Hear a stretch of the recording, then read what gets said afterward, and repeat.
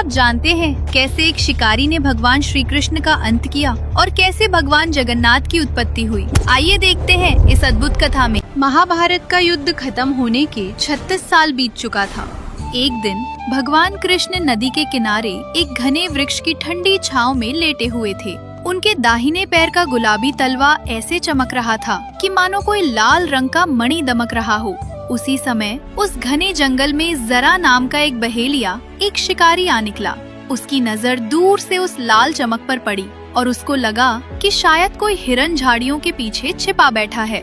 उसने बिना सोचे समझे अपने धनुष पर एक बहुत ही घातक बाण चढ़ाया और छोड़ दिया। बाण सीधा जाकर भगवान कृष्ण के कोमल चरण में धंस गया। जब जरा दौड़ता हुआ पास आया तो उसने जो देखा उससे उसके पैरों तले जमीन खिसक गई। उसने देखा कि उसका बाण किसी जानवर को नहीं बल्कि स्वयं त्रिभुवन के स्वामी भगवान कृष्ण के पैर में लगा है। रक्त की धारा बह रही थी। ये दृश्य देखकर जरा बहुत बुरी तरह से रोने लगा। वो इतना व्याकुल हो गया कि पछाड़ खाकर जमीन पर गिर पड़ा। वो रोते हुए भगवान के चरणों से लिपट गया और बोला, हे नाथ, हे भगवान, मुझे क्षमा कर दें। मुझसे अनजाने में बहुत बड़ा अनर्थ हो गया कि मैंने आपके इन कोमल चरणों पर बाण चला दिया। हे प्रभु, इस घोर पाप के लिए तो मृत्यु दंड भी बहुत छोटा है। मैं तो नर्क के भी लायक नहीं रहा। जरा को इस कदर व्याकुल देखकर दयालु भगवान कृष्ण मुस्कुराए और बोले, जरा तुम क्यों इतना रो रहे हो? तुमने कोई अपराध नहीं किया है कि तुम इतना विलाप करो। याद है ना कि तुम त्रेता युग में वानर राज बाली थे। उस जन्म में मैंने राम अवतार में एक पेड़ के पीछे छिपकर तुम्हारा वध किया था, जो कि युद्ध के नियमों के विपरीत था। इसीलिए मेरी ये विदाई तुम्हारे ही हाथों पहले से तय थी। तुम इस अपराध बोध से पूरी तरह मुक्त हो जाओ। इतना कहकर भगवान कृष्ण ने अपनी इस भौतिक लीला को समेट लिया और अपने गोलोक धाम के लिए विदा हो गए। जरा व्याकुल होकर रोता बिलखता हुआ सीधे अर्जुन के पास गया और सारी स्थिति के बारे में बताया। जरा रोते हुए बोला, हे पांडव श्रेष्ठ, मेरा वध कर दीजिए। मुझसे अनजाने में घोर अपराध हो गया है। मेरे बाण से भगवान कृष्ण ने अपने प्राण त्याग दिए हैं। ये सुनकर अर्जुन के हृदय में तो जैसे वज्रपात हो गया। अर्जुन बहुत व्याकुल हो उठे और रोते हुए बोले, ये तुम क्या कह रहे हो? जरा ऐसा अनर्थ कैसे हो सकता है? माधव मुझे छोड़कर कैसे जा सकते हैं? रोते हुए कांपते हुए हाथों से अर्जुन ने गहरे दुख और आंसुओं के साथ भगवान कृष्ण का अंतिम संस्कार किया। अग्नि की लपटों ने भगवान के पूरे शरीर को राख में बदल दिया। लेकिन एक बहुत ही चमत्कारिक बात हुई। अर्जुन ने देखा कि राख के बीच में एक चीज वैसी की वैसी बची हुई है। वो था भगवान कृष्ण का दिव्य हृदय। वो हृदय जो अपने भक्तों के लिए हमेशा धड़कता रहता है। वो आज भी धड़क रहा था। वो आग से बिल्कुल भी नहीं जला था। अर्जुन समझ नहीं पा रहे थे कि अब वो क्या करें। तभी आकाश से भगवान कृष्ण की दिव्य आकाशवाणी हुई। हे अर्जुन, तुम व्याकुल न हो। ये मेरा दिव्य हृदय है जो अग्नि में कभी भस्म नहीं हो सकता। तुम इस हृदय को एक लकड़ी के तख्ते पर रखकर समुद्र की ओर बहने वाली नदी में प्रवाहित कर दो। कलयुग में ये मेरे भक्तों के लिए ऐसे ही धड़कता रहेगा। भगवान की आज्ञा पाकर अर्जुन ने उस धड़कते हुए जीवंत हृदय को बहुत ही सम्मान और आंसुओं के साथ एक लकड़ी के तख्ते पर रख दिया और उसे नदी की लहरों में प्रवाहित कर दिया। वह दिव्य हृदय नदी की लहरों पर बहता रहा। लहरों पर झूलते हुए बहुत समय बाद वो हृदय बहते बहते ओडिशा के पवित्र महानदी तट पर पहुंच गया। उस समय वहाँ सबर नाम का एक बहुत ही सरल आदिवासी समुदाय रहता था। विश्वावसु उस आदिवासी समुदाय का मुखिया था। एक दिन विश्वावसु नदी किनारे टहल रहा था कि अचानक उसकी नजर उस लकड़ी के तख्ते पर पड़ी। उसने पास जाकर देखा कि उस तख्ते पर भगवान कृष्ण का हृदय रखा है, जिसमें से एक बहुत ही अद्भुत नीली दिव्य चमक निकल रही थी। विश्वावसु बहुत ही ज्यादा व्याकुल हो गया।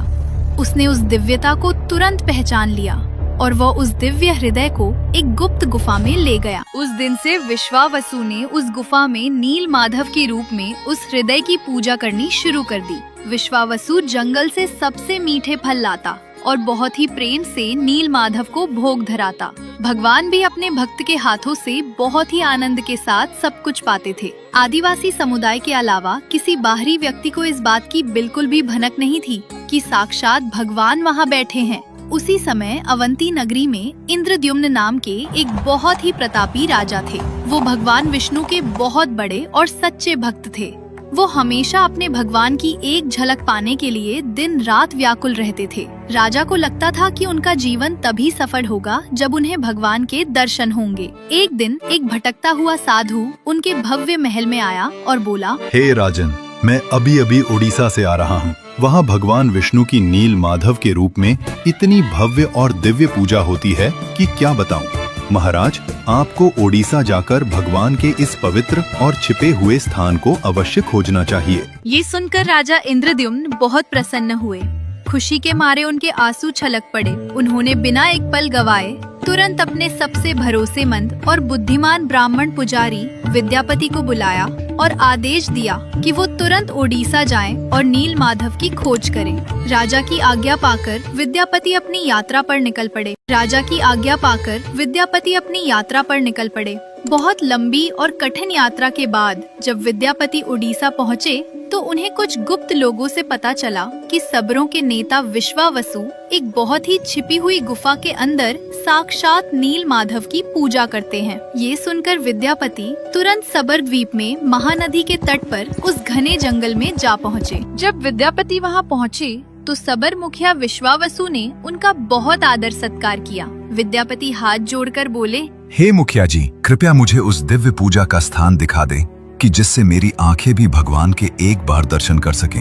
मैं बड़ी दूर से और मन में बहुत आस लेकर आपके पास आया हूँ। विश्वावसु ने तुरंत मना कर दिया और बोले, मुझे क्षमा करो ब्राह्मण, मैं तुम्हें उस पवित्र स्थान पर बिल्कुल नहीं ले जा सकता। विद्यापति बहुत चिंतित हुए। उनको लगा कि अब मैं क्या करूं? यदि मैं इसी तरह खाली हाथ लौट गया तो मैं अपने राजा को क्या उत्तर दूंगा? विद्यापति सोचने लगे कि मुझे कोई दूसरा रास्ता खोजना ही होगा। विद्यापति हार मानकर उसी गांव में रहने लगे। समय बीतता गया और कुछ ही दिनों में उन्हें विश्वावसु की अत्यंत सुंदर और गुणवान बेटी ललिता से प्रेम हो गया। दोनों ने विवाह कर लिया। विवाह के कुछ दिन बाद विद्यापति अपनी पत्नी से बोले, ललिता, क्या तुम अपने पिता से केवल इतना अनुरोध कर सकती हो कि वो हमें बस एक बार नील माधव की एक झलक दिखा दें? मेरा हृदय उनके दर्शन के लिए बहुत व्याकुल है। ललिता उदास होकर बोली, स्वामी, मुझे नहीं लगता कि मेरे पिता आपके इस अनुरोध को कभी स्वीकार करेंगे। वो नील माधव को बहुत गुप्त रखते हैं। मेरी खातिर कृपया एक बार प्रयास तो करके देखो। ललिता बात मानकर बोली, ठीक है स्वामी, यदि आपकी यही इच्छा है तो मैं निश्चित रूप से प्रयास करूंगी। आप मुझे पिता से बात करने दें। ललिता अपने पिता के पास गई और बहुत मिन्नतें की। बेटी के बहुत ज्यादा जोर देने पर विश्वावसु आखिरकार पिघल गए। विश्वावसु बोले, ठीक है बेटी, मैं तुम्हारी बात मान लेता हूँ, लेकिन मेरी एक बहुत ही कड़ी शर्त है कि विद्यापति अपनी आंखों पर पट्टी बांधकर ही उस गुफा तक जाएंगे ताकि वो किसी भी कीमत पर रास्ता ना देख सके। बात करने दे। ललिता अपने पिता के पास गई और बहुत मिन्नतें की। बेटी के बहुत ज्यादा जोर देने पर विश्वावसु आखिरकार पिघल गए। विश्वावसु बोले, ठीक है बेटी, मैं तुम्हारी बात मान लेता हूँ, लेकिन मेरी एक बहुत ही कड़ी शर्त है कि विद्यापति अपनी आंखों पर पट्टी बांधकर ही उस गुफा तक जाएंगे ताकि वो किसी भी कीमत पर रास्ता ना देख सके। विद्यापति ने जब ये सुना तो उन्होंने तुरंत ये शर्त मान ली, लेकिन विद्यापति बहुत चतुर थे। जब वो जाने लगे तो उन्होंने अपनी धोती के पल्लू में बहुत सारे सरसों के बीज बांध लिए। जब विश्वावसु उन्हें आंखों पर पट्टी बांधकर उस गुप्त गुफा की तरफ ले जा रहे थे तो रास्ते में उस छिपी हुई गुफा का रास्ता याद रखने के लिए विद्यापति बहुत ही चतुराई से एक एक करके उन सरसों के बीजों को जमीन पर गिराते हुए जाने लगे। गुफा में पहुंचकर जब विद्यापति की आंखों से पट्टी हटाई गई तो उन्होंने पहली बार नील माधव की उस अद्भुत और दिव्य छवि को देखा। उस नीले प्रकाश को देखकर विद्यापति पूरी तरह से मंत्रमुग्ध हो गए। उनकी आंखों से झरझर आंसू बहने लगे।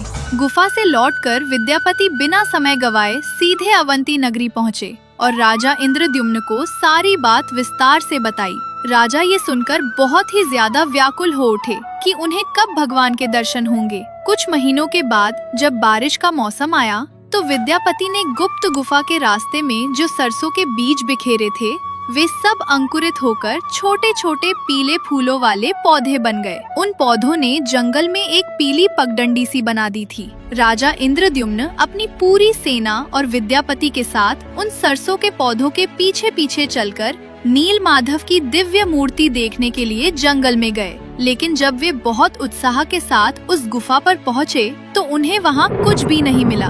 गुफा बिल्कुल खाली थी। भगवान नील माधव वहाँ से रहस्यमय तरीके से गायब हो गए थे। ये देखकर राजा इंद्रद्युम्न के पैरों तले जमीन खिसक गई। वे वहीं रेत पर गिर पड़े और फूट फूट कर रोने लगे। राजा इंद्रद्युम्न बहुत व्याकुल हो गए। उनको लगा कि शायद मैं इतना अपवित्र हूँ कि मेरे आते ही भगवान ने अपना रूप छिपा लिया। निराश और टूटे हुए हृदय के साथ राजा इंद्रद्युम्न अपने महल में लौट आए। उस रात राजा सो नहीं पा रहे थे। तभी अचानक साक्षात भगवान विष्णु उनके सपने में आए। भगवान सपने में बोले, हे राजन, व्याकुल मत हो। कल पुरी के समुद्र तट पर एक विशाल और सुगंधित लाल रंग का दिव्य लकड़ी का लट्ठा तैरता हुआ आएगा। उसी से मेरी 3 मूर्तियां बनवाओ। अगली सुबह राजा को वो चमत्कारिक लट्ठा मिल गया, लेकिन राजा के हजारों सैनिकों और हाथियों का बल उसे 1 इंच भी न हिला सका। अंततः जब आदिवासी नेता विश्वावसु ने निस्वार्थ प्रेम और भक्ति से उसे छुआ तो वो भारी भरकम लट्ठा तिनके सा हल्का हो गया। अब मूर्ति बनाने की बारी आई, पर सभी कुशल कारीगरों के औजार उस रहस्यमयी लकड़ी से टकराकर टूट गए। तब स्वयं देव शिल्पी भगवान विश्वकर्मा एक बूढ़े बढ़ई के रूप में प्रकट हुए। उनकी एक ही कड़ी शर्त थी, मैं 21 दिनों तक एक बंद कमरे में मूर्तियां बनाऊंगा। अगर किसी ने भी इससे पहले दरवाजा खोला तो मैं अपना काम अधूरा छोड़कर हमेशा के लिए चला जाऊंगा। कमरे से 15 दिनों तक छेनी हथौड़े की आवाजें आती रहीं। फिर अचानक भयानक सन्नाटा छा गया। रानी गुंडीचा घबरा गईं। उन्हें लगा कि बूढ़ा बढ़ई भूख प्यास से प्राण त्याग चुका है। रानी की जिद और अनहोनी के डर से विवश होकर राजा ने भारी मन से दरवाजा खोल दिया। दरवाजा खुलते ही सबके होश उड़ गए। कमरे में कोई बढ़ई नहीं था। शर्त टूटने के कारण भगवान विश्वकर्मा अंतर्ध्यान हो चुके थे और सामने भगवान जगन्नाथ, बलभद्र और सुभद्रा की विशाल लेकिन अधूरी मूर्तियां खड़ी थीं, जिनकी आंखें तो बड़ी बड़ी थीं, पर हाथ पैर अधूरे थे। राजा अपनी भूल पर जमीन पर गिर पड़े और फूट फूट कर विलाप करने लगे कि उन्होंने अपने भगवान को अपूर्ण कर दिया। लेकिन सबसे बड़ा चमत्कार तो अभी बाकी था। रोते हुए राजा जब क्षमा मांगने उन अधूरी मूर्तियों के पास गए तो अचानक उन्हें एक आवाज सुनाई दी। राजा ने चौंक कर मूर्ति के सीने पर कान लगाया। वह साक्षात एक धड़कते हुए हृदय की तेज ध्वनि थी। राजा के सारे आंसू खुशी में बदल गए। वे समझ गए कि इस काठ की मूर्ति के भीतर स्वयं श्री कृष्ण का वही अजर अमर धड़कता हुआ दिव्य हृदय विराजमान है। भगवान का रूप भले अधूरा था, लेकिन उनका प्रेम पूर्ण था। राजा ने उसी स्वरूप में उन्हें धूमधाम से स्थापित किया। यही कारण है कि आज भी भगवान जगन्नाथ को दुनिया का एकमात्र जीवित देवता माना जाता है, जिनका हृदय आज भी धड़कता है और जो अपने भक्तों की हर पुकार सुनते हैं। अगर आपको ये वीडियो पसंद आई हो तो कृपया लाइक, शेयर और चैनल को सब्सक्राइब करना ना भूलें। जय जगन्नाथ।